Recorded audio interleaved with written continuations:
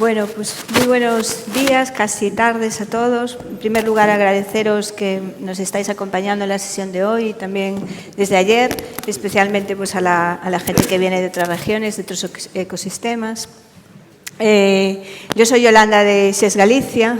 Para aquellos que no conocen SES Galicia, nosotros somos el brazo inversor en Venture Capital y Private Equity de la Xunta de Galicia. Invertimos en todas las fases de desarrollo de una compañía, desde prácticamente emprendedores que tienen una idea, o yo diría, bueno, un mínimo producto viable, hasta empresas en fase de desarrollo tecnológico. Aquí tenemos buenos ejemplos. Compañías también en fase de consolidación, de expansión. También tenemos un fondo que hace procesos de reestructuración. Bueno, cubrimos, como digo, todas las fases con un patrimonio bajo gestión del entorno de 300 millones de euros. Y hacemos tickets entre 100.000 aproximadamente y 5 millones de euros por empresa. En la mesa anterior ya se han expuesto unos buenos ejemplos de compañías disruptivas y con alto potencial que tenemos en Galicia. Hablamos del sector de seguridad, del espacio. Ayer también se habló bastante de compañías de drug discovery. Y no nos gustaría dejar pasar la oportunidad, ¿no?, de poner en valor también otros sectores que son muy relevantes para nosotros en Galicia, que son también estratégicos y que son fundamentales en la economía de la región, como es el ámbito agroalimentario, el ámbito de la fotónica, que es semiconductores en fotónica, que es un sector incipiente, pero que estamos en proceso de construcción. Y por supuesto, también el ámbito de la salud con la parte de medical devices, que tenemos también, bueno, pues muy buenos ejemplos aquí en Galicia, ¿no? Y aquí tenemos pues una buena representación de empresas que son punteras en estos sectores y ya pues voy a darles un poquito el paso a que nos cuenten, bueno, su historia y su propuesta de valor. Empezaremos por Jesús Rodríguez, que es el CEO de Bioflytech, que podemos definir como un nuevo modelo de ganadería. Jesús, desde Palas de Rey, cuéntanos qué hacéis y cuál es vuestra propuesta de valor. Bueno, en primer lugar, agradeceros a todos la invitación a estar aquí y presentar nuestro proyecto. Es un proyecto un tanto novedoso, como decía Yolanda, por una razón. La ha definido como una nueva ganadería y Bioflytech básicamente lo que hace o lo que produce es harinas proteicas, altamente proteicas, grasas funcionales y fertilizantes. Y todo a partir de un único producto, que es el insecto, y concretamente la mosca soldado negra, ¿no? Bueno, pues por razones empresariales hemos acabado en Palas de Rey, ya nos consideramos una empresa gallega y bueno, aunque la empresa se creó hace ya muchos años en Alicante, ¿no?, a través de una universidad. Y esto es un poco lo que hacemos. Muy bien, muchas gracias. Por tu parte, Fran Soares, cuéntanos un poco de Spark, que se está convirtiendo y se va a convertir, ¿no?, en una fábrica de semiconductores, diríamos que única en Europa. Sí, es verdad. Nosotros en este momento estamos construyendo un edificio donde vamos a poner una planta de fabricación de semiconductores, pero semiconductores que pueden generar luz. Hay varios tipos de semiconductores como tenemos en los teléfonos, ordenadores que son eléctricos, que funcionan con electricidad y señales eléctricos. Nosotros vamos a enfocar en los semiconductores que pueden generar luz. Un ejemplo es, por ejemplo, los móviles tienen ahora el reconocimiento facial, por ejemplo, que son haces de luz que pueden conocer la cara. Y ese tipo de semiconductores es donde nos vamos a enfocar, los semiconductores fotónicos. Y el mes pasado hemos empezado la construcción del edificio y estamos planteando tener todo en marcha ahora a fines del año 2027. Y en este momento tenemos 20 empleados, pero el año pasado, en julio, hemos cerrado una ronda de inversión que fue muy importante, que nos permitió ahora empezar la construcción y Si estamos hablando de una inversión total entre 80 millones y hasta 100 millones, y solo de equipos de fabricación estamos hablando de unos 50 millones más o menos. Y cuéntanos un poco por qué va a ser única vuestra fábrica, cuál es la necesidad de mercado que atiende y por qué es tan necesario en Europa dotarse de este tipo de infraestructuras y productos. En este momento esta industria está muy enfocada, está muy centrada ahí en Asia, en Estados Unidos, y ahora después de... Mismo antes de las iniciativas del CHIPS Act, ya teníamos la idea de empezar la construcción de esta fábrica, pero ahí después con la introducción del CHIPS Act, ahí fue donde tuvimos más apoyo para montar nuestra fábrica. Y sí, la única es que no existen muchas fábricas que hacen ese tipo de componente mundial. Aquí en Europa hay muy pocos que se enfocan al nivel comercial, no en nivel de desarrollo. Hay muchos, pero no en nivel comercial. Y es una tecnología que al futuro va a ser muy necesario, como estamos mirando. Un ejemplo es, por ejemplo, el Internet ahora se comunica todo con fibra óptica, las fibras ópticas, y eso es un ejemplo de donde se utilizan muchos chips fotónicos y láseres, muchos láseres para enviar señales, todo el Internet, alta frecuencia. Muchas gracias. Iván, volviendo al ámbito agroalimentario, esta vez con agricultura vertical en interiores, cuéntanos un poco lo que hacéis desde Vigo, ¿no? Sí, bueno, primero dar las gracias por la invitación tanto a Unirrisco como a SES Galicia. A nosotros nos gusta denominarnos los agricultores del futuro en el presente. Básicamente lo que hacemos es producimos, transformamos y comercializamos hierbas aromáticas y vegetales de hoja, pero lo hacemos a través de un proceso no totalmente innovador. Realmente lo que estamos es transformando el concepto de la agricultura, pasando de una agricultura, vamos a decir, más primaria y convirtiéndolo en un sector totalmente industrial. Es decir, lo que estamos aplicando es pasando de un sector donde hay una incertidumbre por el factor medioambiental a convertir este sector en un sector con una total certidumbre, es decir, convertirlo en un modelo donde todas las variables del proceso se controlan de manera muy exhaustiva y en donde nuestro proceso de producción es mucho más parecido a una fábrica de automoción que al proceso que conocemos tradicionalmente como de agricultura. Muchas gracias. Y por último, Sonia Batea, en el ámbito de dispositivo médico, desde el Hospital Clínico de Santiago. Cuéntanos un poquito lo que hacéis y vuestra propuesta de valor. Pues muy bien, pues gracias, por supuesto, a los organizadores. Batea Oncology sí tiene una trayectoria un poco distinta. Sale de la investigación que se ha hecho a lo largo de los últimos más de 10 años en un grupo de investigación en el Instituto de Investigaciones Sanitarias del Hospital de Santiago, en el grupo Oncomed, y por lo tanto es una empresa con una base científica muy relevante, ¿no? Los fundadores de la empresa son los propios investigadores que han desarrollado la tecnología, complementados con dos perfiles más de negocio. Estamos centrados en oncología, actualmente de manera prioritaria con nuestro primer asset en un tipo de tumor cerebral muy grave y para el que no hay un tratamiento óptimo que se llama glioblastoma. Y lo que estamos desarrollando, como tú decías, Yolanda, no es un medicamento, sino que es un dispositivo médico, ¿no? Lo cual abre también una cierta oportunidad de mercado.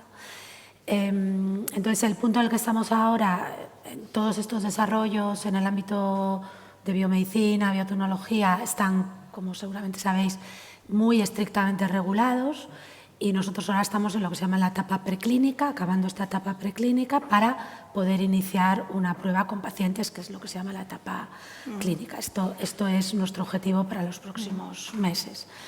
y nos hemos financiado hasta ahora en gran medida con financiación pública no dilutiva, en convocatorias competitivas, pero también con una primera ronda de inversión en la que hemos contado pues, con SES Galicia y con Unirrisco, además también con Capital Cell, que es una plataforma de crowdfunding.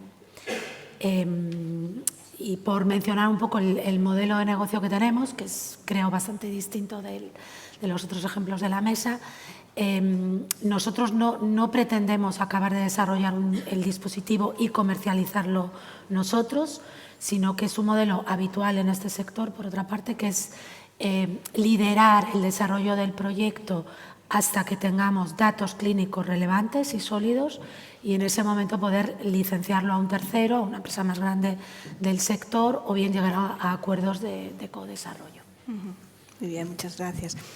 Bueno, Jesús, profundizando un poquito más en BioFlyTech y en vuestra actividad, vosotros sois una empresa que nacisteis en la Universidad de Alicante, sois una spin-off de la Universidad de Alicante. Por tanto, es un ejemplo que a nosotros nos gusta destacar porque es una empresa que conseguimos atraer a Galicia, conseguimos que os vinierais a Galicia para montar la planta de producción en Palas de Rei, donde ya además estáis produciendo y comercializando toneladas, ¿no? Entonces, bueno, cuéntanos un poco más cómo ha sido todo ese recorrido desde la investigación en la universidad hasta una producción industrial ya controlada, en la que estáis en este momento y comercializando, y también por qué vinisteis a Galicia, ¿no? ¿Qué os ofrece Galicia con respecto a Murcia, donde también, por cierto, hay allí unas instalaciones de la empresa?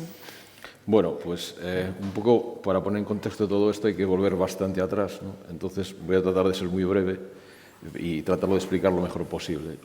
La empresa BioFlyTech se crea, como bien dices, en la Universidad de Alicante, lo crea un investigador de la universidad y básicamente la crea casi hace 20 años, ¿no? Nosotros la compramos hace 8 años, entramos en ella y básicamente lo que nos gustó de esa spin-off es básicamente la idea, ¿vale? La idea, es decir, a través de un insecto, del cultivo de un insecto, se pueden conseguir una serie de productos que realmente tienen un valor comercial alto y además permiten subsanar una serie de problemas, sobre todo en lo que estamos enfocados nosotros, que es en la alimentación animal, ¿no?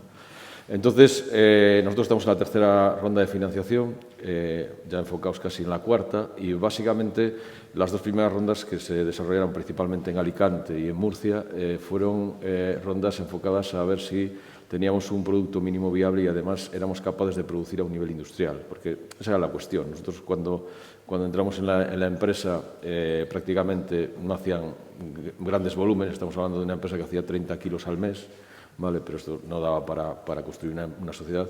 Entonces, bueno, pues esas dos primeras fases fueron para ver si podíamos hacerlo industrialmente. Bueno, esto se consiguió en estas dos primeras fases, se pasaba a hacer casi 333 toneladas al mes, ¿vale? Y esto se hizo en las instalaciones, como bien dices, de Murcia, ¿no? Entonces, ahí nos tuvimos que plantear el hecho de hay que conseguir kilos, hay que conseguir volumen y tal. Entonces había que crecer, ¿vale? Y habíamos aprendido mucho en todo este modelo de negocio. Entonces, es donde estamos ahora. Entonces, ¿qué ocurre? Teníamos que buscar una ubicación que cumpliera una serie de requisitos técnicos, entre otras cosas, para que abaratar la producción no tuviéramos que climatizar las instalaciones, con lo cual necesitábamos un clima suave. Entonces, esto fue lo primero que nos trajo al norte, no concretamente a Galicia, pero al norte.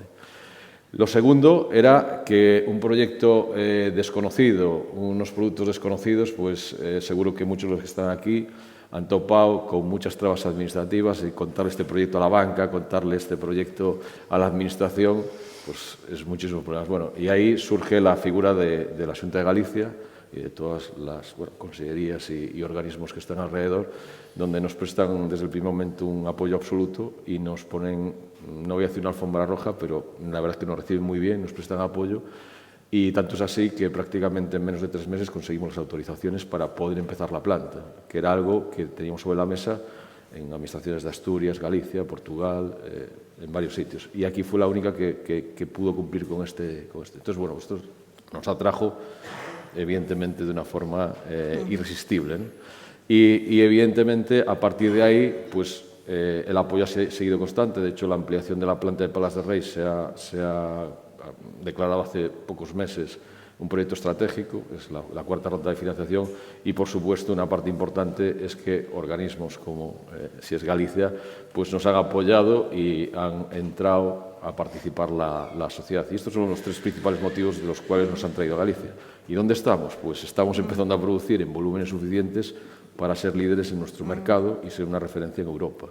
Pensar que, voy a poner un ejemplo muy sencillo, que es la semana que viene sale fertilizante de la planta de Palas de Rey, que es un pueblecito de la provincia de Lugo, que se va a Dubái. Bueno, esto para nosotros es un hito, pero venir a buscar fertilizante a Galicia para llevar a Dubái, creo que algo estamos haciendo bien. Sin duda, enhorabuena. Pues continuando con SPAR, bueno, nos has comentado, es un proyecto muy ambicioso, con una necesidad de mercado muy relevante. Los competidores entiendo que están en Asia fundamentalmente, ¿no? Por lo que comentabas, Francisco. Entiendo que un proyecto empresarial de estas características requerirá un montón de capacidades auxiliares tecnológicas, ¿no? Y científicas, porque es prácticamente construir una cadena de valor en torno a construir la cadena de valor de la industria, bueno, no solo en Galicia, sino en España y en Europa en general. Entonces, ¿qué impacto creéis que tendrá en Galicia la instalación de vuestra fábrica en cuanto a capacidades y tecnologías auxiliares, empresas que puedan surgir en vuestro entorno, grupos de investigación que colaboren con la fábrica en el desarrollo de las tecnologías? ¿Cómo visualizáis esto? Nosotros seremos suministradores de los chips, ¿no? Pero no, en realidad no vamos a tener productos finales que va a salir en el mercado. Entonces somos muy dependientes de una cadena de valor alrededor de nuestra planta que puede con nuestros componentes fabricar productos y ponerlos eso en el mercado. Y yo creo que ese requiere que para nosotros es muy importante tener empresas que pueden desarrollar productos basados en la fotónica, en chips fotónicos y también algunos electrónicos también. Y sí, para nosotros eso es fundamental. En este momento, sí, toda la gente, muchas empresas están ahora haciendo fabricación en Asia. Aquí en Europa no tienes muchas foundries que pueden hacer la fabricación que tenemos, porque muchas de las plantas aquí en Europa son, por ejemplo, Osram que hace bombillas de luz y todo. Ellos tienen sus plantas de fabricación, pero fabrican sus productos. Pero nuestro modelo es de foundry. Foundry es decir que tú tienes tu planta de fabricación y varios clientes vienen para ti para fabricar. Un ejemplo es, por ejemplo, TSMC, quizás vosotros, es también una foundry donde empresas como Apple y Google y Microsoft van ahí para fabricar los chips.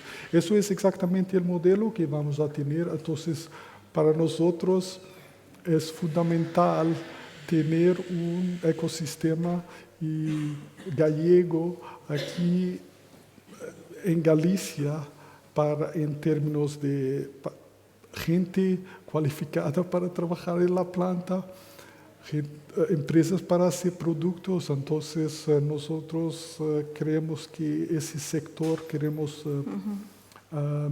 invertir también a crear un sector ahí alrededor. Con respecto al talento, que lo acabas de comentar, creo que estáis teniendo también mucho éxito en captación de talento, algo que es tremendamente complicado en compañías como las que estamos aquí, ¿no? Que requieren conocimientos tecnológicos muy específicos, ¿no? Estáis consiguiendo atraer gente internacional que se está viniendo a Vigo a trabajar con vosotros, ¿no? Por las precisamente características diferenciadoras de la fábrica que vais a establecer.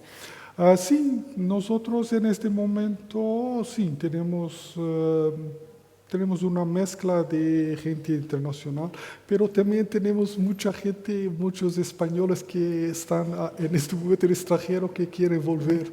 Ya hemos captado algunos de Inglaterra, españoles que quieren volver y sí. Y hemos notado también que hay mucha gente española afuera de alto nivel. Por ejemplo, tenemos un candidato un ejemplo es que tenemos, por ejemplo, una candidata que es vicepresidenta de, por ejemplo, empresas como Carl Zeiss, que está así en esa área, que también está interesada en trabajar con nosotros como ejemplo. Pues enhorabuena, muy bien. Bueno, Iván, vamos con la producción agrícola en interiores. Una característica de todos los proyectos de indoor farming que se han establecido en los últimos años, está claro que hay una necesidad de mercado muy importante, ¿no? Hay un incremento en la demanda de alimentos que con vuestras tecnologías podéis solucionar. Hay también problemas de cambio climático que afectan al campo que con vuestras tecnologías podéis solucionar. Pero en el ámbito del startup, bastantes empresas han fracasado en los últimos años, eso es una realidad, y con inversiones millonarias, varios cientos millones de euros, y que no han conseguido llegar a producciones piloto.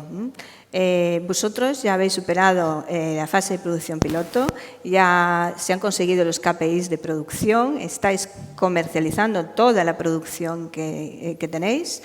Entonces, Iván, ¿cómo lo habéis conseguido? Porque además nos contarás también, pero con una ronda de financiación, con una financiación muy modesta comparada con vuestros competidores, que muchos ya han desaparecido. Sí, la ronda fue modesta, sí que es cierto, liderada en este caso, participada por SES Galicia, por Mondragón, Unirrisco, ¿no? Cedeti, fue moderada, pero nos permitió básicamente validar esos KPIs. La estrategia creo que del éxito de Néboda no nace de un elemento en concreto, sino de una conjunción, vamos a decir, de circunstancias, ¿no? Una muy importante ha sido nuestro background en el sector de la automoción.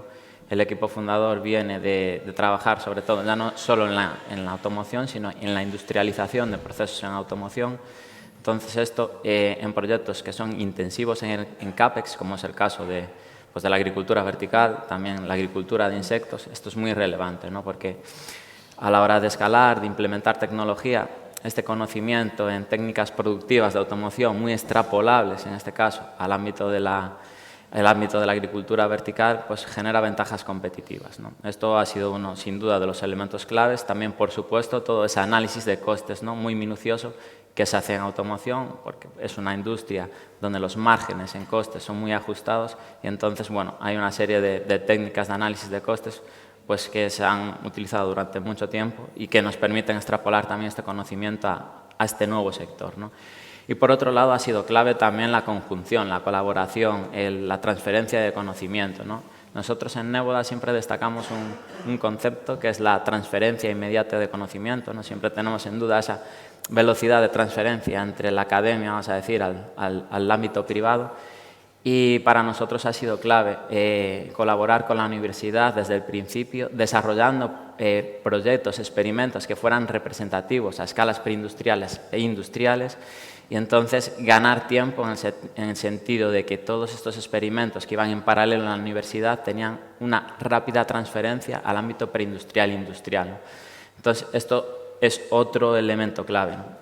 Y adicionalmente, hay capas también muy interesantes desde la eficiencia organizacional a la hora de colaborar con entidades, es decir, hablamos mucho del entorno, de colaborar con centros tecnológicos, como es el caso de Gradiant, que permite con estructuras, vamos a decir, de compañía más pequeñas, generar más tecnología de manera más eficiente. Entonces, la conjunción de todas estas estrategias, lo que ha permitido es ir ganando márgenes en cada eslabón, en cada capa de conocimiento o core de la compañía, con el resultado de llegar a estas, units economics, que es el principal reto del sector, ¿no? Porque nuestro reto es ambicioso y nuestro reto de cara a la siguiente ronda de financiación es convertirnos en una de las primeras startups del mundo de la agricultura vertical de interior en alcanzar el break-even point.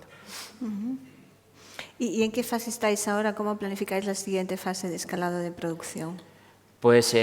Ahora estamos en fase de, como habías comentado, estamos acabando ya de validar esos KPIs. Evidentemente, para poder alcanzar rondas de financiación es importantísimo la atracción comercial.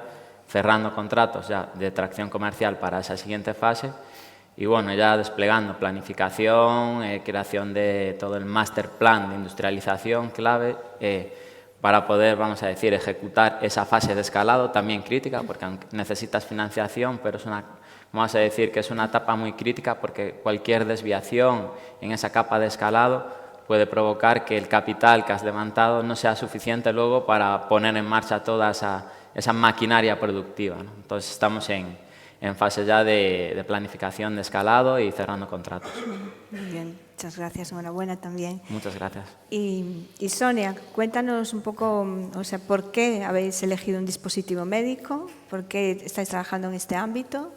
Y en concreto el glioblastoma, ¿no? Que es, bueno, pues es un tipo de cáncer, como has comentado, pero casi está en el límite de enfermedades raras, ¿no? Está ahí, afortunadamente, todavía no es muy prevalente. Sí. Sí, pues tú creo que se comentó en alguna de las charlas previas. En este ámbito de desarrollo de nuevas terapias hay un gran bloque que son los fármacos, los medicamentos, y hay otro bloque que son los dispositivos médicos, ¿no? Y los tiempos, los plazos de desarrollo y por lo tanto los costes de desarrollo son muy distintos en un caso o en el otro, aunque todo está muy regulado. En el caso de dispositivos médicos es un poco menos complicado y por lo tanto abre un poco más de oportunidad a empresas pequeñas, ¿no? Entonces, en nuestro caso, ¿por qué dispositivo médico y por qué glioblastoma? Va bastante vinculado y va vinculado también al grupo de investigación y al desarrollo tecnológico del que partimos, ¿no? Porque, insisto, o sea, Batea se basa mucho en muchos años de investigación y antes se había trabajado en otro proyecto con un biomaterial similar, pero en otra indicación, que no era un tumor cerebral, era cáncer de ovario metastásico, y ahí se validó el concepto, en este caso nuestro biomaterial, que no lo he explicado, lo que hace, sin entrar en mucho detalle, lo que hace es capturar las células tumorales y hacerlas más sensibles a la radioterapia. Entonces ese concepto se había validado, pero como también ocurre muchas veces en este sector, a veces la primera indicación en la que pruebas no es en la que mejor funciona, pero te permite validar el modelo. Entonces, haciendo más investigación, aprendiendo de lo que había funcionado mejor y peor en esa otra indicación, fue como apareció la indicación terapéutica de glioblastoma, porque es una enfermedad en la que, aunque se han probado muchísimas aproximaciones, en los últimos años se han hecho docenas de ensayos clínicos con fármacos, desgraciadamente ninguno ha funcionado en gran medida porque no atraviesan la barrera hematoencefálica, ¿no? Que protege el cerebro, pero también evita que puedan acceder fármacos. Entonces, la idea del dispositivo médico venía de toda esa investigación previa, de la posibilidad de implantarlo en el momento de la cirugía y también porque daba esta oportunidad de que el desarrollo no es tan largo y tan costoso. Entonces, de alguna manera, se juntaron estos tres aspectos. La experiencia previa, la necesidad muy clara clínica no cubierta en glioblastoma y la oportunidad de trabajar con un dispositivo médico. Y aquí también me gustaría destacar un aspecto que también se ha mencionado en alguna de las charlas anteriores y que yo creo que ha ayudado mucho a que en un plazo relativamente corto, porque Batea se ha constituido hace menos de 2 años, hayamos podido avanzar bastante, y es que prácticamente todos los fundadores de Batea teníamos ya experiencia previa en otras empresas, ¿no? Un poco también en la línea de lo que contabas de Néboda, hemos podido aplicar lo que hemos aprendido en otros proyectos, en otras empresas, independientemente de cómo de bien o de mal hayan ido, pero uno siempre aprende mucho. Y esto te permite haber hecho ya ese salto, del que también hablamos tanto, ¿no? De los investigadores del entorno del laboratorio académico, pasar a un entorno de empresa, cambiar un poco la manera de pensar, tener en cuenta pues, las prioridades, los tiempos, los KPIs que tú decías. Bueno, no es lo mismo hacerlo con un equipo que lo hace por primera vez que ya con un equipo que tiene esa trayectoria. Y en este sentido, también creo que muestra que de alguna manera la madurez del ecosistema en Galicia, ¿no? Que hay ya un pool de profesionales que tiene ya este bagaje y que eso va a permitir que las nuevas startups también vayan más rápido o generen valor más rápido. Sin duda, muy interesante lo que acabas de comentar de las lecciones aprendidas, ¿no? Y estoy ya enganchando con la última pregunta que os quería hacer, porque estas compañías que estáis lanzando, o sea, son compañías con mucho potencial, pero bueno, una carrera de fondo. O sea, en muchos casos se está desarrollando tecnología que requiere de un proceso de maduración en el desarrollo, la industrialización, pero también el mercado requiere de un proceso de maduración a veces para adoptar, ¿no? estos productos o estos que comercializáis.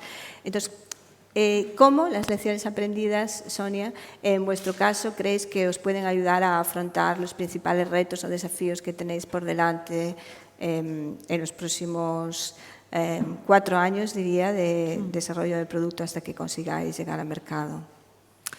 Sí, a ver, de muchas maneras, ¿no? Una de ellas es siendo conscientes de lo que ya tienes en el equipo y lo que necesitas para ejecutar esa hoja de ruta que tienes que tener muy clara de cómo vas a llegar al mercado y a lo mejor de capacidades que no tienes y con las que tienes que contar, ¿no? Que en algunos casos, en nuestro caso, en algunos casos, gracias a la financiación que hemos conseguido, la hemos podido incorporar pues reclutando perfiles que no teníamos dentro del equipo de fundadores, como por ejemplo expertos en regulatoria o en gestión de calidad, que es un aspecto clave en el desarrollo de un dispositivo médico.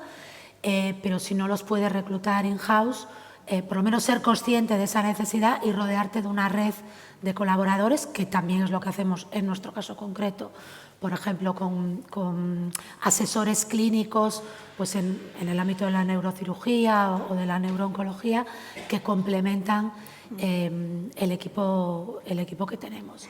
Y luego también a la hora de ir a hablar con inversores, haber pasado previamente por otras rondas de inversión, bueno, pues siempre te da ese bagaje de que sabes cómo plantear las cosas, sabes cuáles van a ser las preguntas que van a estar sobre la mesa y tienes más capacidad para montar un proyecto más sólido. Sin duda.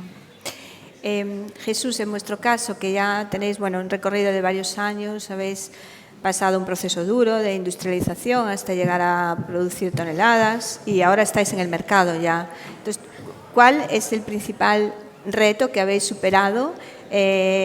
¿Cómo lo habéis hecho? ¿Cuál es la principal dificultad que creéis que habéis tenido o incluso que estáis teniendo y que estáis superando y que puede servir de ejemplo también para otros emprendedores pues, que están aquí y a lo mejor están iniciando su camino? Bueno, en nuestro caso, una vez superado cuando menos en gran medida el tema de producir toneladas, de producir a gran escala, de ser capaces de, vamos a decirlo así, domesticar al bicho, bueno, pues el momento de llegar al mercado es el momento más complicado, sobre todo teniendo en cuenta que somos una compañía que no tenemos un único producto, tenemos 3 productos y además 3 productos totalmente diferentes, que se comercializan de 3 formas diferentes, ¿no? Entonces, en el ámbito de los fertilizantes quizás no es tan problemático porque es un ámbito más conocido, son productos mucho más maduros, hay un mercado potencial bastante grande y además ahora se están llevando a cabo iniciativas en las cuales el abono ecológico y todas estas historias pues tienen mucha cabida y nosotros ahí pues estamos presentes y no hay ningún problema. En el ámbito de las grasas funcionales tampoco hay mucho problema en la comercialización debido a la escasez mundial de grasa a todos los niveles y en nuestra vida está presente la grasa en todos los ámbitos y es relativamente sencillo, una vez que la produces, comercializarla. Y la parte más compleja a la que nos enfrentamos es comercializar la harina, ¿vale? Que principalmente es nuestro core de nuestro negocio. Pero también es cierto que es complicado y es lo que hemos tenido que vencer porque los clientes requieren pruebas muy largas, al final estamos hablando de alimentación animal, entonces tienes que al final convencerlos que dentro de su ciclo tiene potencialidad. Y después, por otra parte, tienes que cambiar el concepto que hemos traído hasta ahora a nivel de la industria agroalimentaria. Es decir, nosotros estamos acostumbrados a que alimentamos salmones con soja, cuando la soja no es un alimento común del salmón en la naturaleza, ¿no? Pero tiene un coste bajo. Entonces tú llegas con una harina proteica que tiene un coste más alto que la soja, entonces la barrera de entrada que tienes es, lo primero es el precio. Entonces tú tienes que quitar de encima de la mesa el precio. No puedes discutir en términos de precio porque no vas a estar en esa guerra, no vas a llegar nunca con los volúmenes de producción que tienes hoy. Entonces tienes que convencer al cliente realmente de los beneficios de tu producto, qué beneficios, digamos, a nivel intestinal, a nivel de salud del animal que vas a alimentar, tiene tu producto y cómo eso se va a transformar en un valor económico para el productor. Entonces, esa es la parte más difícil en la que estamos, como bien sabes, ahora. Muy bien, muchísimas gracias. Y por vuestra parte, desde Spark o desde Néboda, porque tenemos que ir finalizando ya, pues nos podéis aportar algún reto, algún desafío que tengáis, que ya hayáis solucionado, que tengáis que solucionar en la próxima etapa y cómo pretendéis afrontarlo. Por parte de Néboda, pues lo que comentábamos, ¿no? La fase de escalado es una fase muy crítica, entonces, bueno, pues para esto no hay nada más que mucha planificación, conversación con proveedores y, vamos a decir, hilar muy bien la ejecución del proyecto para que haya las mínimas desviaciones.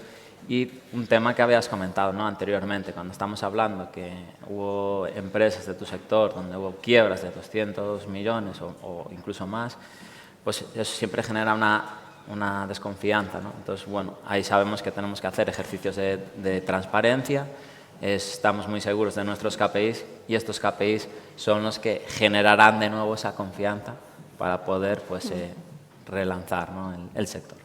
Muy bien. Sí, por nuestra parte es un poco así distinto, porque aquí estamos hablando, nosotros somos suministradores de partes de un producto, entonces en este momento hemos captado así mucho interés de empresas que ya están en esta área y muchas empresas que ya conocen esa área y saben trabajar con los dispositivos. Ahora, sí, que tenemos que hacer es incentivar nuevas empresas a crear productos con nuestros chips. Y aquí en España, sí, ya hay algunas empresas algunas también aquí en Galicia que están trabajando en la área de fotónica y son esas empresas que queremos capturar también con Muy esta bien. planta. Construir esa cadena de valor que comentábamos antes. Sí. Sin duda ahí estaremos para ayudar en lo que sea necesario. Bueno, tenemos que ir cerrando ya la mesa. Yo quiero daros las gracias a vosotros como emprendedores, pero también a todos los emprendedores que nos han acompañado a lo largo de las jornadas y a todos los que no han podido venir, ¿no? Por vuestro talento, por vuestra capacidad de trabajo y vuestra capacidad de resiliencia. Es lo que nos está ayudando a hacer, pues, una Galicia mejor, una España mejor y a construir, bueno, pues el futuro de nuestros hijos, ¿no? O sea que muchísimas gracias y enhorabuena por vuestros proyectos. Gracias. Gracias.